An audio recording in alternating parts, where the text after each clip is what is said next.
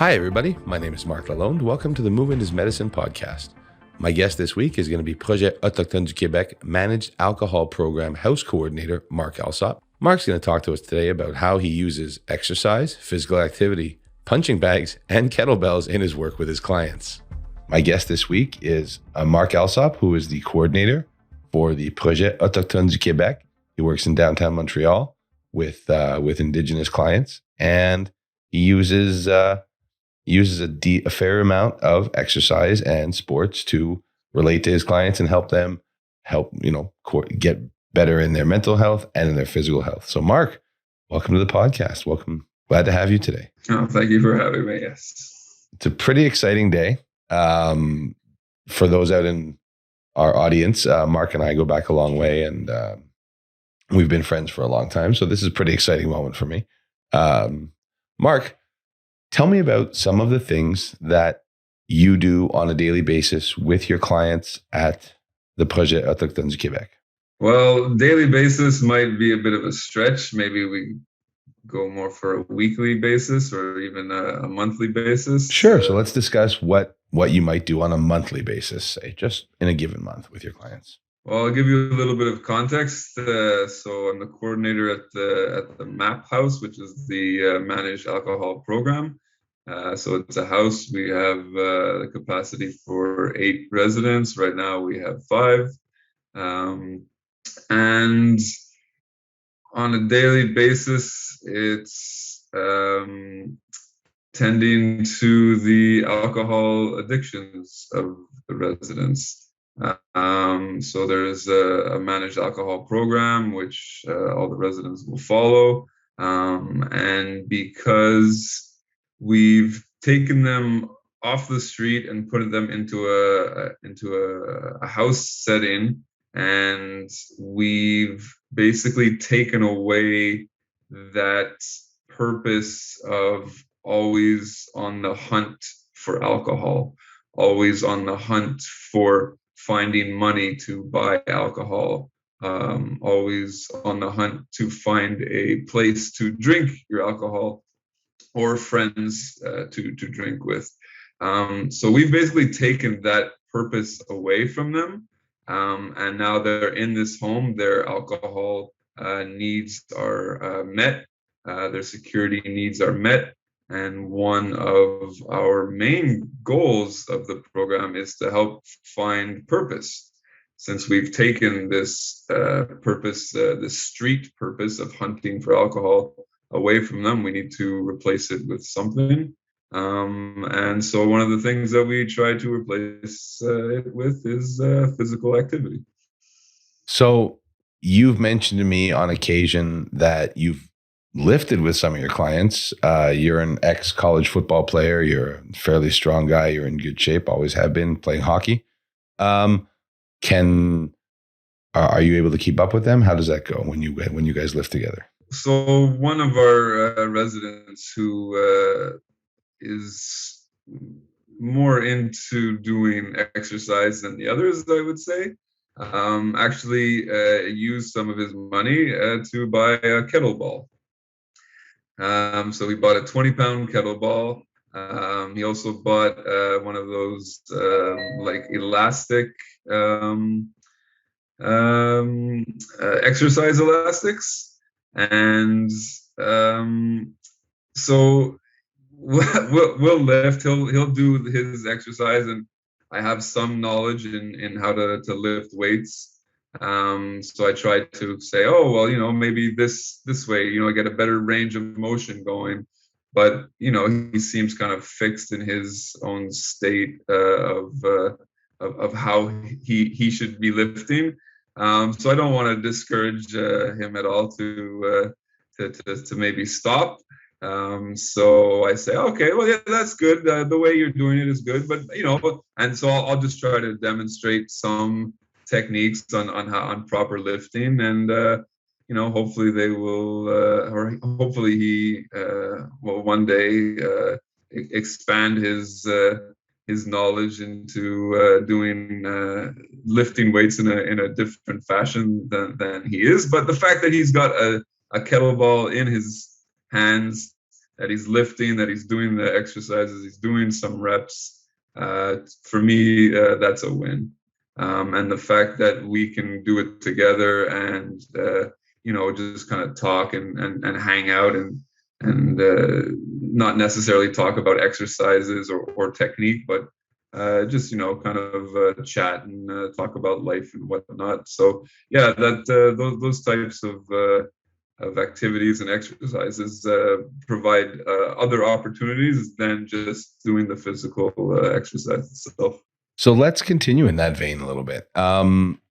He's the I'm assuming your client in question has found some sort of healthy routine and found a great habit to get into. Maybe he's loving what he's doing and exactly how he's doing it, and that's great. Tell me a little bit more. Like you already expanded on that, but tell me a little bit more about how building that bond through those activities can help them build a bond with you and help manage some of their alcoholism. Well, when we're doing the exercises, they're not really thinking about drinking. They might have a beer with them while we're doing the exercise, but the focus is not on the drinking. So maybe they will be sipping their beer a little slower than they would normally be doing.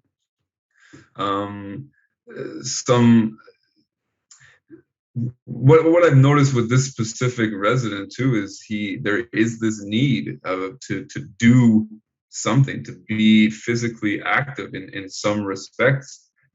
He's even been telling me that he's been doing push-ups. So now he's at 7 push-ups, which I'm like, hey, that's great. Like, keep it going. I kind of saw how he does push-ups and I was like, oh, okay, maybe a technique needs a little bit of improvement to do a proper push-up, but again, the fact that he's doing it and that we're talking about it, that other residents can see.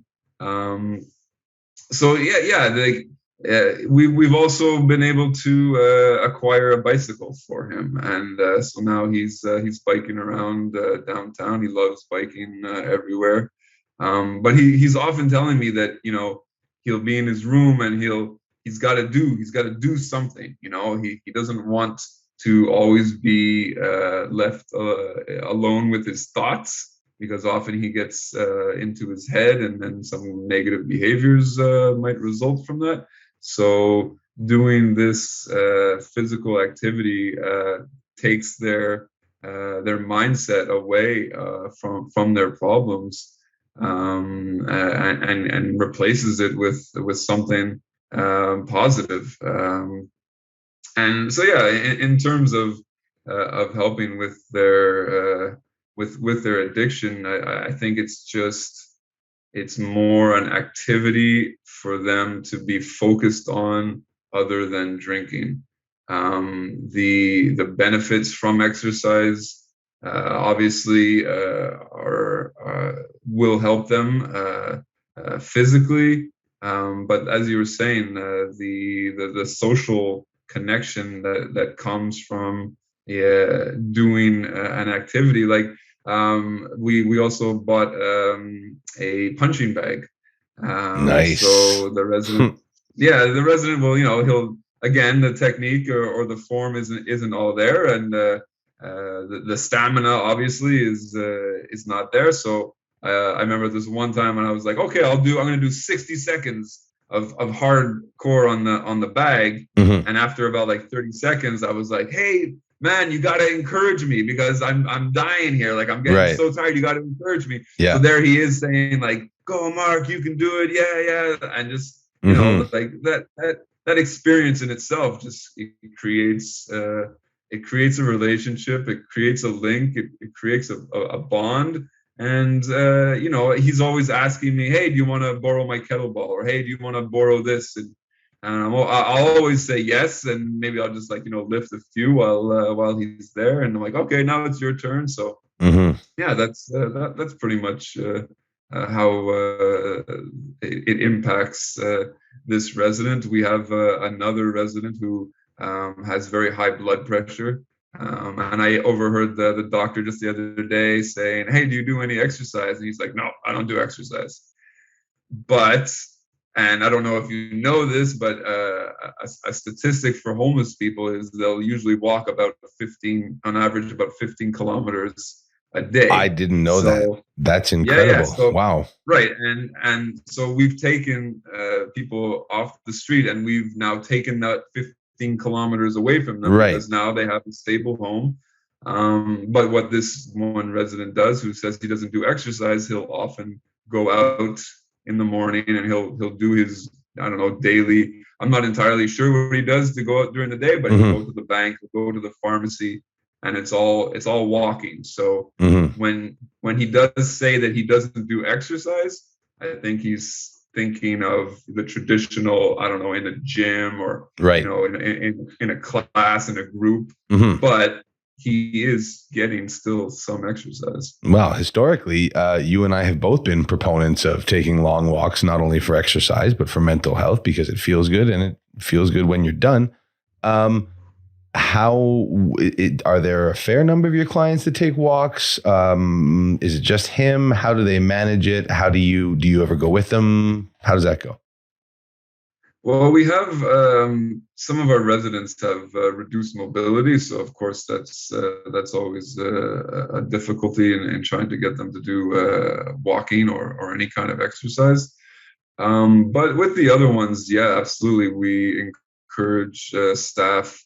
Like right now, I'm at the home alone, and I sent the staff to go walk to the park with two of the residents. So they took a walk up the hill and over to the park.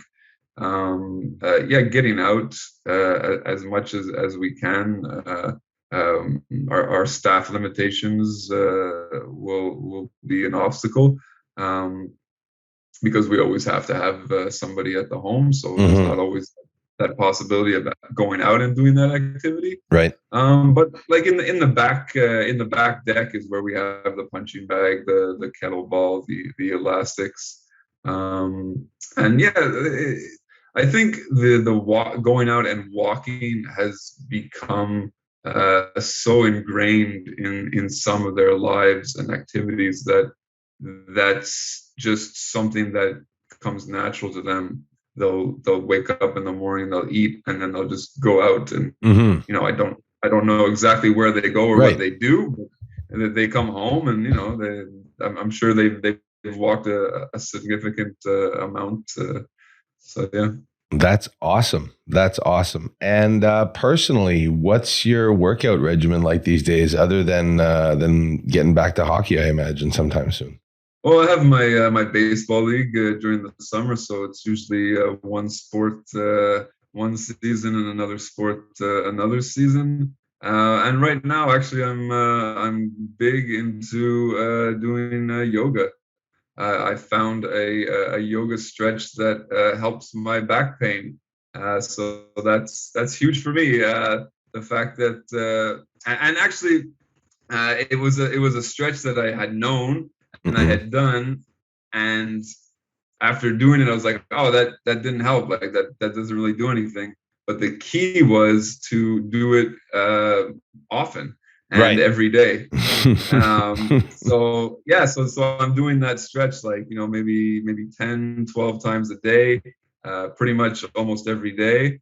Anytime I feel that little kind of twinge in my back, and I'm like, oh, there's that familiar back pain. Better make sure I do my stretches all day today. So yeah, that and the plank. I'm getting into doing plank. I know it's good for core. It's a great simple workout. You can just you can do it anywhere. It's fabulous. The floor is everywhere. The floor is everywhere. How long do you hold for?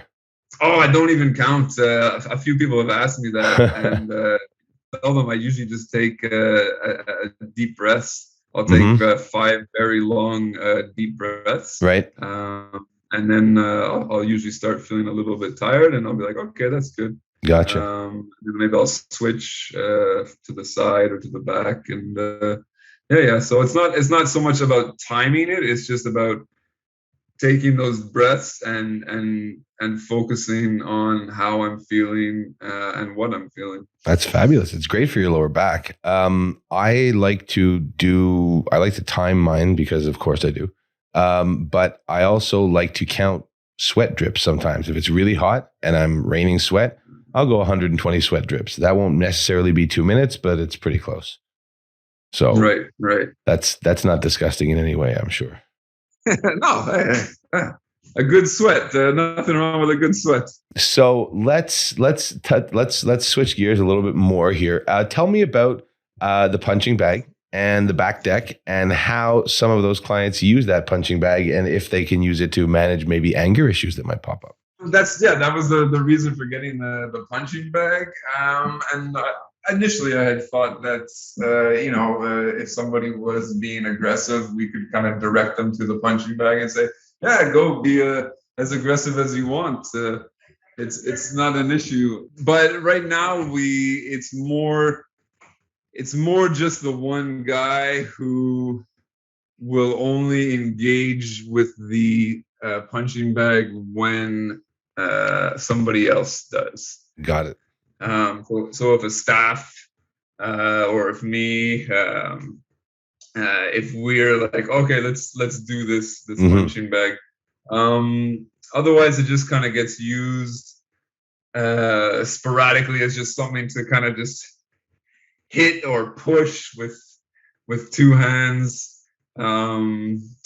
just out of fun. Right.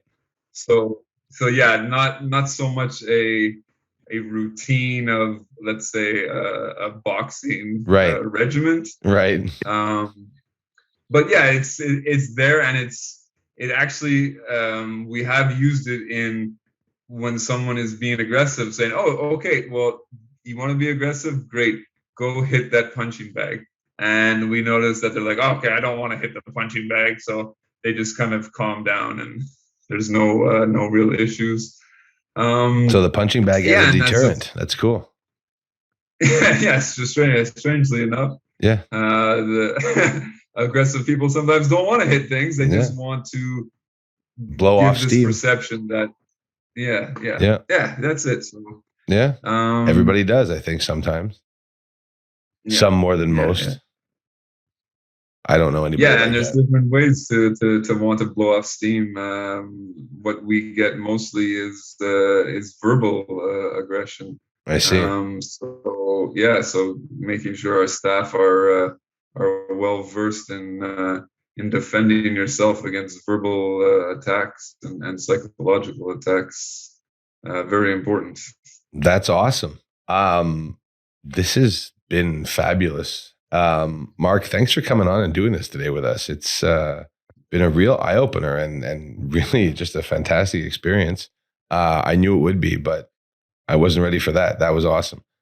I've been joined today on the Movement is Medicine podcast by Projets Autochtones du Québec, a managed alcohol program coordinator, Marc Alsop. Marc, it's been a delight. Thanks so much for joining us. I would love it if you'd come back on with us again. Invite me and I'll be back. Have a great day, everybody. If you'd like to hear more of this or other great podcasts, Yoriwaze podcasts are available on all major podcast platforms. Remember to subscribe. We'd like to thank you for listening today on the Movement is Medicine podcast, and Yoriwaze would like to thank the Community Media Strategic Support Fund for their support.